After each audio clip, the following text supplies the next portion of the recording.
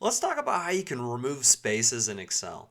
So here in our example, we have some janky data. We have some numbers with spaces in between them, and then we have some names with some weird spaces as well.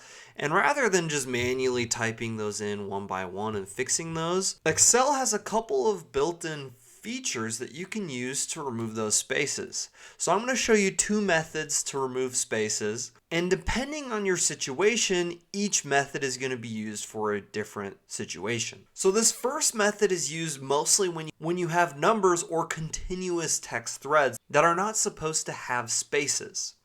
So for example, with Mary Anderson, there's some weird spaces here, but we still want a space between Mary and Anderson. So this first method is only going to really work with numbers or continuous text threads. So select the data that you're looking to fix. So in this case, it's these numbers. We'll go up to the Home ribbon, select Find and Select, and then select Replace.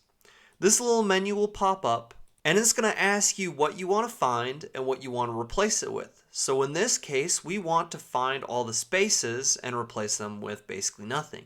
So we'll hit the space key and then leave this blank.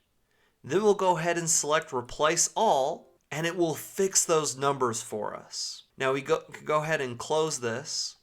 Now for these names, for these options that we still want to have spaces, what we need to do is use a formula, a simple formula called trim. And we'll type equals trim in the adjacent cell, select the cell we're looking to fix, and hit enter.